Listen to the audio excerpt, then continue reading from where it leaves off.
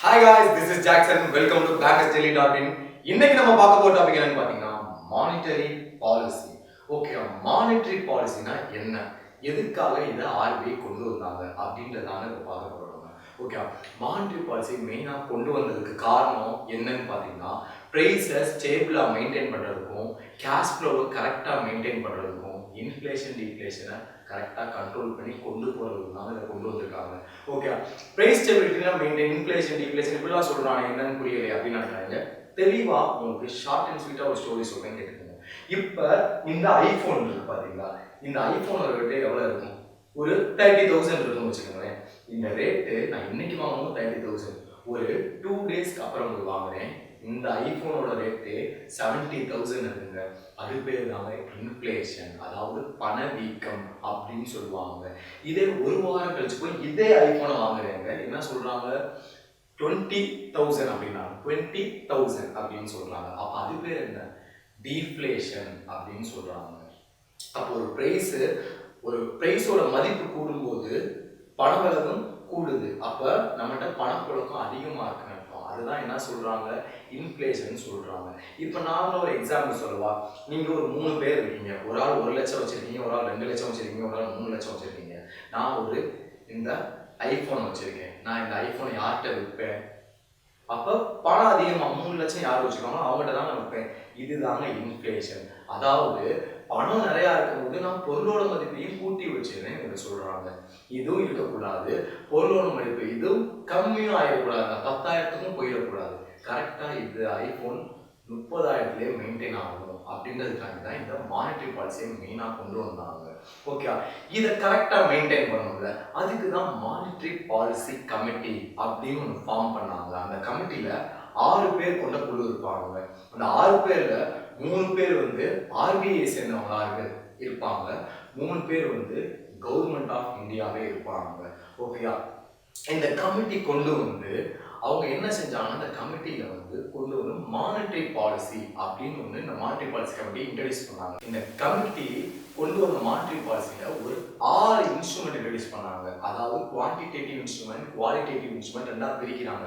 நமக்கு எக்ஸாம்ல ஃபுல்லா கேட்கக்கூடியது குவான்டிடேட்டிவ் இன்ஸ்ட்ருமெண்ட். அதை பத்தி தான் நம்ம பார்க்க போறோம். ஒரு 6 இன்ஸ்ட்ருமெண்ட் கொண்டு வந்தாங்க குவான்டிடேட்டிவ் இன்ஸ்ட்ருமெண்ட். அது என்னன்னு இப்ப பார்த்துடலாம். Repo, reverse repo, MSF, bank rate, CRR and SLR. இந்த 6 இன்ஸ்ட்ருமெண்ட்டை மெயினா இந்த பிரைஸ் ஸ்டெபிலிட்டியாக கண்ட்ரோல் பண்ணி கரெக்டாக ஆவரேஜாக மெயின்டைன் இன்ஃப்ளேஷன் டிஃப்ளேஷன்லாம் கண்ட்ரோல் பண்ணுறது தான் இதை இன்ட்ரடியூஸ் பண்ணாங்க. ரெப்போனா என்ன அப்படின்னு இப்போ பார்க்க போகிறோங்க. இப்போ நான் தான் வந்து ஆர்பிஐ கவர்னர், நீங்கள் தான் வந்து ஒரு பேங்க்குன்னு வச்சுக்கோங்களேன். இப்போ லிக்விடிட்டினா என்னன்னு தெரியுமா உங்களுக்கு? லிக்விடிட்டினா பணப்புழக்கம், அதாவது கேஷ் ஃப்ளோ அப்படின்னு சொல்லுவாங்க. அந்த லிக்விடிட்டி ரொம்ப கம்மியா இருக்கு, பணப்புழக்கம் மார்க்கெட்ல கம்மியா இருக்கு அப்படின்னா அது என்ன சொல்லுவாங்கன்னா லோ லிக்விடிட்டி அப்படின்னு சொல்லுவாங்க. இதே பணப்புழக்கம் அதிகமா இருந்தா அது என்ன சொல்லுவாங்க? ஹை லிக்விடிட்டி அப்படின்னு சொல்லுவாங்க. இப்போ எனக்கு பணப்புழக்கம் எப்போ இருக்கு? லோவா இருக்கு. அப்ப நான் என்ன செய்வேன்? இப்ப நீங்களே பாத்தீங்களேன், நீங்க ஒரு பேங்க் நான் சொல்லியிருக்கேன், நான் ஒரு ஆர்பிஐ கவர்னர் உர்ஜித் பட்டேல்னு சொல்லியிருக்கேன். உங்களுக்கு சிரிப்பு வருது எனக்கு தெரியுது, கண்ட்ரோல் பண்ணிக்கோங்க. நான் உர்ஜித் பட்டேல். அப்ப லோ லிக்விடிட்டியா இருக்கும்போது மக்கள் கையில பணம் இருக்காது. அப்ப பேங்க் கிட்டையும் பணம் இருக்காது. அப்ப பேங்க் என்ன செய்வான் அந்த இடத்துலனா, ஆர்பிஐ கிட்ட, அதாவது நீங்க என்கிட்ட வந்து கேட்குறீங்க, நான் ஆர்பிஐ, நீங்க என்கிட்ட வந்து சார் இப்படி பணம் கொடுங்க, லோ லிக்விடிட்டியா இருக்கு, பணம் இல்லை அப்படின்னு எனக்கு கேட்குறீங்க. நான் என்ன சொல்றேன்? சார் ஒரு கொலேட்ரல் சப்மிட் பண்ணுங்க, பணம் கொடுத்துடலாம் அப்படின்னு நான் சொல்றேன். கொலேட்ரல்னா என்ன? நீங்க இப்போ ஒரு இடம் வாங்குறீங்க, அந்த ஒரு வீடு கட்டணும்னு நினைக்கிறீங்க, ஹவுசிங் லோன் வாங்குறீங்கன்னா அந்த இடத்தோட பத்திரத்தை நீங்க செக்யூரிட்டியா பேங்க்ல கொடுத்து ஒரு லோன் வாங்குவீங்களா? அப்ப அந்த செக்யூரிட்டி சப்மிட் பண்றீங்களா? அதுதான் கொலேட்ரல் அப்படின்னு சொல்லுவாங்க. ஓகே, அப்ப நீங்க என்ன கொலேட்ரல் சப்மிட் பண்ணிடுறீங்க நான் கேட்ட மாதிரி. அப்ப நான் சொல்றேன், தம்பி நான் உனக்கு பணம் கொடுக்குறேன், இல்லை சும்மா கொடுப்பேனா அப்படின்னு நான் கேட்கிறேன். அப்ப என்ன செய்யறேன்னா அந்த இடத்துல ஒரு 6%, ஃபார் எக்ஸாம்பிள் சொல்றேன், 6% உங்களுக்கு வட்டி வச்சு கொடுக்குறேன்.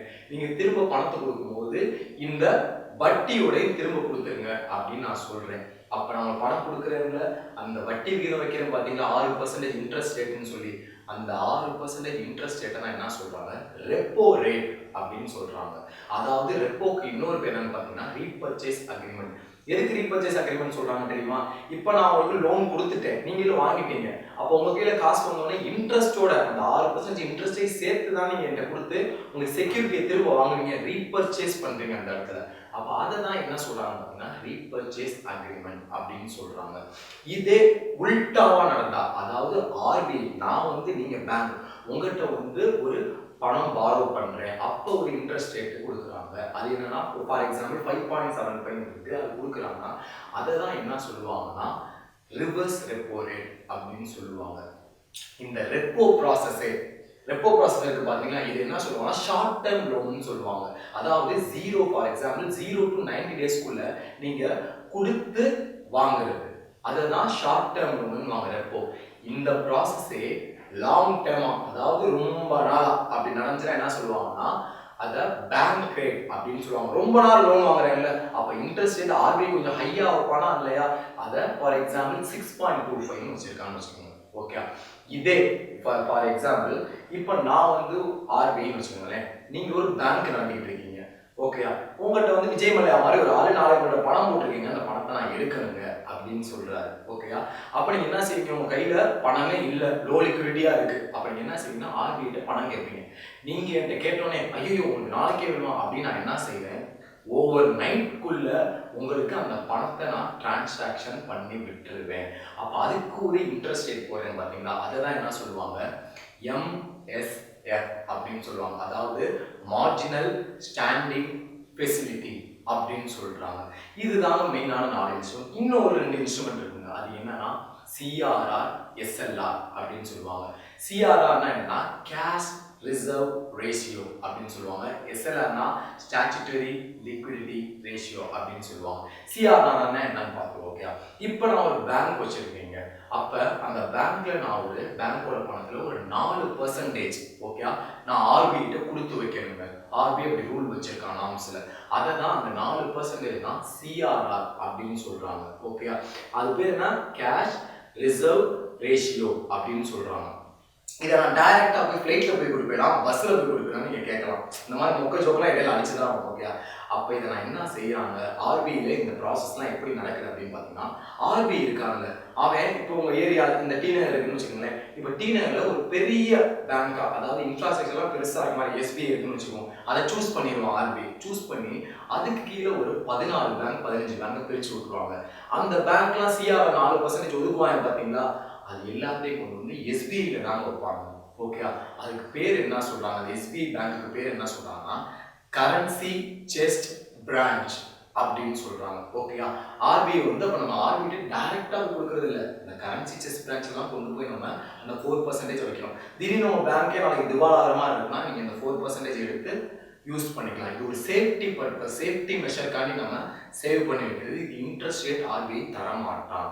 ஓகே, இதே தான் SLR ப்ராசஸ், சேம் ப்ராசஸ். ஆனா SLR நீங்க என்ன செய்வீங்கன்னா ஃபார் எக்ஸாம்பிள் ஒரு 19.5% உங்க இதுல 19.5% நீங்க உங்க பேங்க்லயே வச்சிருக்கீங்க ஒரு சேஃப்டி மெஷருக்காக. எப்படி வச்சிருப்பீங்கன்னா கோல்டா வச்சிருப்பீங்க, கேஷா வச்சிருப்பீங்க, அப்புறம் கவர்மெண்ட் செக்யூரிட்டியா வச்சிருப்பீங்க. ஆனா CRRல வெறும் கேஷா மட்டும்தான் வச்சிருக்க முடியும். அப்ப SLRல கோல்டு, கேஷ், கவர்மெண்ட் செக்யூரிட்டி இந்த 3 தான் வச்சிருக்கீங்க. ஓகே, இதெல்லாம் சேஃப்டி மெஷருக்காண்டி வைக்கிறது. ஓகே, இந்த 6 இன்ஸ்ட்ருமெண்ட்டை தான் நம்ம மெயினா யூஸ் பண்றாங்க ஆர்பிஐ. மானிட்டரி பாலிசில இந்த இன்ஸ்ட்ருமெண்ட் எல்லாமே ரொம்ப ரொம்ப எக்ஸாமுக்கு முக்கியமான இன்ஸ்ட்ருமெண்ட். ஓகே, இது போக குவாலிட்டேட்டிவ் இன்ஸ்ட்ருமெண்ட்னு கொஞ்சம் இருக்குங்க. அது சும்மா டெஃபினிஷன் மட்டும்தாங்க. அது எக்ஸாம்ல கேட்பாங்க, கேட்பாமையும் போவாங்க. அது என்னன்னு சொல்லிடுங்க. ஃபர்ஸ்ட் டைரக்ட் ஆக்ஷன் அப்படின்னு ஒன்று யூஸ் பண்ணாங்க இன்ஸ்ட்ருமெண்ட். டைரக்ட் ஆக்ஷனா நீங்க ஆர்பிஐ சொல் பேச்சை கேட்காவிட்டால் அவருக்கு உங்களுக்கு ஆப்பு வைப்பார், அதுதான் டைரக்ட் ஆக்ஷன். ஓகே, அடுத்து மாரல் சுவேஷன் ஒன்று சொல்றாங்க. ஆர்பிஐ உங்களுக்கு ஒரு அறிவுரை கொடுப்பான், அதாவது உங்களை ரெக்வஸ்ட் பண்ணி கேட்பான். என்ன கேட்பான்னா, நான் சொல்றதெல்லாம் கேட்டு நடங்க, இப்படிலாம் நடந்தீங்கன்னா உங்க growth ஹை ஆகும், நம்ம எக்கனாமிக் growth ஹை ஆகும் அப்படின்னு சொல்லுவான். அதுதான் மாரல் சுவேஷன் அப்படின்னு சொல்லுவாங்க. இதை போக வேற எதுவும் அதுல ஒரு இம்பார்ட்டன்ஸ் ஆனது இல்லைங்க. இதுதாங்க முழுக்க முழுக்க மானிட்டரி பாலிசி. இதை எதுக்கு நீங்க cash flow, inflation, deflation control பண்ண யூஸ் பண்ணாங்க அப்படின்னு நீங்க நினைக்கலாம். ரொம்ப வேர்க்குதுன்னு நினைக்கிறேன், ஏசி இல்லை, வேற ஒன்றும் பிரச்சனை இல்லை. ஓகே, எதுக்கு அப்படிலாம் யூஸ் பண்றாங்க இந்த இன்ஸ்ட்ருமெண்ட்னா, இப்ப பணப்புழக்கம் அதிகமா இருக்குங்க.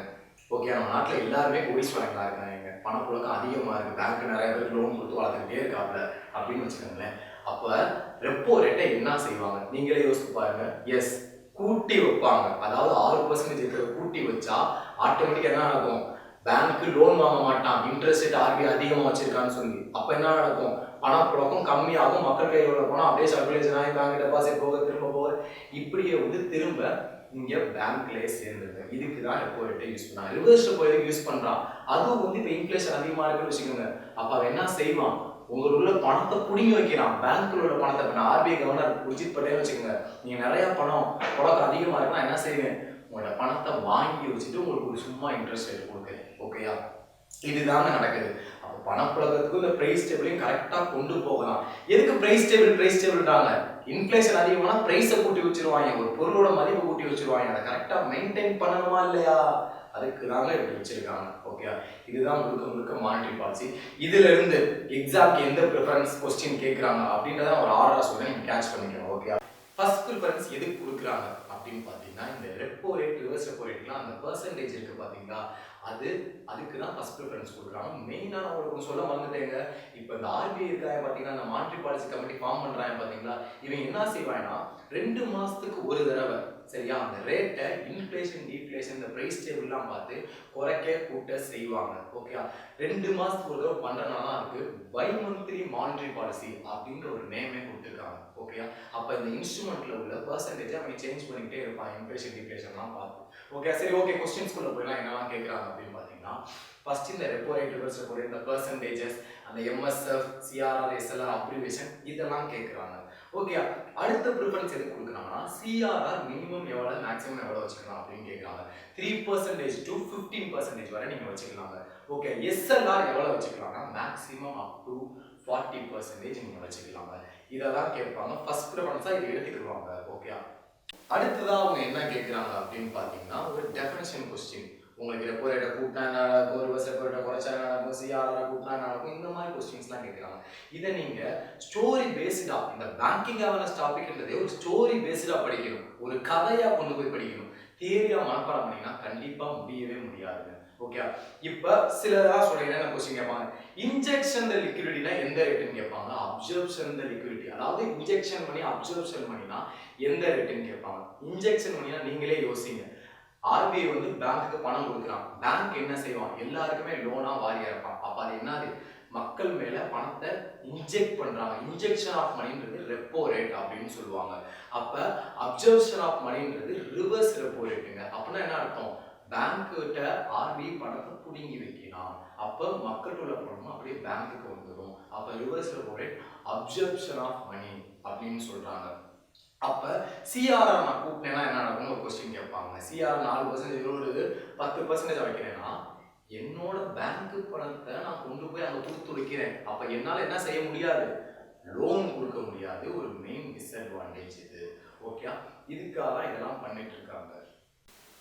இப்படிதாங்க கொஸ்டின்ஸ் கேட்குறாங்க. சரியா?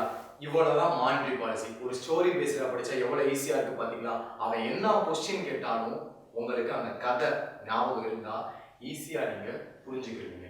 இதே எக்ஸாம் நான் உங்கள்கிட்ட ஒரு 2-3 கொஸ்டின் சும்மா கேட்கிறேன், நான் ஆன்சர் சொல்ல மாட்டேன், நீங்களே யோசிங்க. இப்ப நான் உங்களுக்கு கேட்கிற ஃபர்ஸ்ட் கொஸ்டின் என்னன்னா, இன்ஃப்ளேஷன் அதிகமாகும் போது ரெப்போ ரேட்டு இன்க்ரீஸ் ஆகுமா டிக்ரீஸ் ஆகுமா? இதுதான் என்னோட ஃபர்ஸ்ட் கேள்வி. ஓகேயா? இதே எனக்கு சிஆர்ஆர் அதிகப்படுத்தும் போது வேற என்னென்னலாம் நடக்குது? இதுதான் என்னோட செகண்ட் கேள்வி. இந்த ரெண்டுக்கும் நீங்க கமெண்ட் பாக்ஸ்ல ஆன்சர் பண்ணுங்க. இதுதான் மானிட்டரி பாலிசி. ஓகே, உங்களுக்கு ஷார்ட் அண்ட் ஸ்வீட்டா ஒரு ஸ்டோரியா சொல்லியிருக்கேன். ஓகே, எதுவும் ஃபீட்பேக்ஸ் இருந்துச்சுன்னா நீங்க கமெண்ட்ல தாராளமா போஸ்ட் பண்ணலாம். நெகட்டிவ் ஃபீட்பேக் ஆனாலும் நீங்க போஸ்ட் பண்ணலாம், எங்களை நாங்க திருத்திக்கிறோம். ஓகே, இந்த டாபிக் மாதிரி உங்களுக்கு வேற ஏதாவது டாபிக் வேணும்னா நீங்க கமெண்ட் பாக்ஸ்ல போடுங்க. பாக்ஸ் இல்ல பாக்ஸ், கமெண்ட் பாக்ஸ்ல போடுங்க. ஓகேயா?